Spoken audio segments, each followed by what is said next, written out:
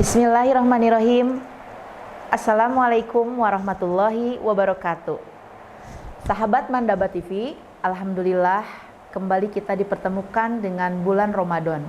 Bulan yang penuh dengan barokah, bulan yang penuh dengan manfaat. Terutama manfaat bagi kesehatan. Mungkin kita sudah mengetahui begitu banyak manfaat kita menjalankan puasa ketika bulan Ramadan. Nah, selain manfaat untuk kesehatan, sahabat Mandaba, ternyata ada beberapa penyakit atau gangguan yang patut kita waspadai. Gangguan ini memang sepele, tetapi apabila ini dibiarkan dan terakumulasi, ini akan mengganggu kehusuan kita dalam beribadah puasa di bulan Ramadan. Nah, supaya ini tidak mengganggu kita, berikut akan saya paparkan beberapa gangguan atau penyakit yang biasanya timbul ketika kita menjalankan ibadah puasa Ramadan.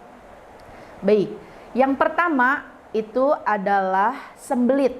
Nah, sembelit ini biasanya kita susah BAB ya. Kenapa sembelit ini bisa ada? Sembelit ini diakibatkan karena tubuh kita kekurangan asupan cairan dan juga asupan serat. Solusinya adalah tetap minum 8 gelas air sehari, kemudian disertai sayuran dan buah-buahan yang cukup. Bagaimana meminum 8 gelas sehari ketika bulan puasa? Nah, pertama kita minum 1 gelas ketika bangun tidur. Kemudian ketika kita makan sahur, sebelum sahur 1 gelas, kemudian sesudah sahur 1 gelas, kemudian ketika berbuka itu 1 gelas, kemudian ketika sesudah makan 1 gelas, sebelum tarawih 1 gelas, dan sesudah tarawih 1 gelas, sebelum tidur 1 gelas, sehingga tetap 8 gelas sehari air mencukupi tubuh kita. Kemudian gangguan yang kedua, ini biasanya kita muncul sakit kepala. Sakit kepala atau pusing ini biasanya diakibatkan karena tubuh kita menjalankan aktivitas yang cukup banyak, tetapi asupan nutrisi kurang. Atau tubuh kita juga bisa kurang istirahat. Nah, solusinya itu tetap istirahat yang cukup. Kemudian bagi yang merokok atau yang mengkonsumsi kopi, kalau bisa di bulan Ramadan ini dikurangi ya, atau bahkan lebih bagus kita stop merokok ya, stop merokok seperti itu. Nah, yang ketiga, gangguan yang ketiga ini biasanya orang ada yang mengalami gejala darah rendah. Gejala darah rendah ini biasanya kita pusing, kemudian lemes, lemah, loyo gitu ya. Kenapa ini bisa terjadi? Nah, karena kadang-kadang kita itu masih mengkonsumsi minuman atau makanan yang manis ketika menjalankan sahur.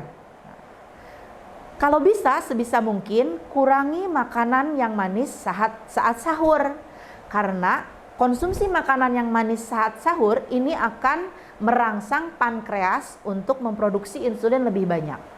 Sehingga dia akan cepat merubah glukosa dari dalam tubuh kita menjadi glikogen yang disimpan di dalam hati. Kemudian gangguan yang kelima adalah, yang keempat ya, adalah kram otot. Kram otot ini biasanya diakibatkan karena tubuh kita kekurangan mineral berupa magnesium, kalsium, dan kalium. Solusinya sih tinggal kita banyak mengkonsumsi sayuran dan buah-buahan yang banyak mengandung ketiga mineral tersebut. Salah satu buah-buahan yang tinggi akan kalium dan murah meriah, mudah didapatkan, itu adalah pisang. Jadi pisang itu sepertinya cukup wajib ya untuk bulan Ramadan ini karena kandungan kalium yang cukup tinggi. Kemudian gangguan selanjutnya biasanya ada gangguan pada sistem pencernaan, radang pencernaan. Ini ditandai dengan rasa tidak enak pada perut, ya, rasa terbakar pada ulu hati, kemudian rasa kembung. Nah, solusinya ini adalah kita kurangi makanan pedas dan makanan yang bersifat asam, baik ketika buka ataupun ketika sahur. Ya. Jadi jangan dibiasakan berbuka dengan yang pedas-pedas gitu ya. Misalnya seblak atau mie yang rasanya pedas gitu ya. Itu ketika bulan Ramadan ini dikurangi supaya tidak terjadi gangguan pencernaan yang tadi. Kemudian gangguan selanjutnya ini adalah gangguan yang cukup populer, yakni MAH, sakit MAH ya. Sakit MAH ini biasanya dapat diselesaikan dengan mengkonsumsi obat MAH ketika berbuka ataupun ketika sahur. Tapi dapat kita tambahkan dengan mengunyah makanan kurang lebih 32 kali ketika mengunyah. Ini akan membantu meringankan kerja dari lambung. Kemudian saat kita berbuka sebetulnya tidak usah makanan yang terlalu manis. Ini juga sama bisa memicu penyakit MAH juga. Makanan yang terlalu manis ketika kita berbuka. Kan di iklan ada ya, berbukalah dengan yang manis ya. Padahal kalau berbuka dengan yang sayang, karena yang manis belum tentu sayang. Seperti itu ya. Jadi sebetulnya tadi kurangi yang manis-manis supaya tidak timbul sakit MAH tadi ya, selain tetap dengan obat.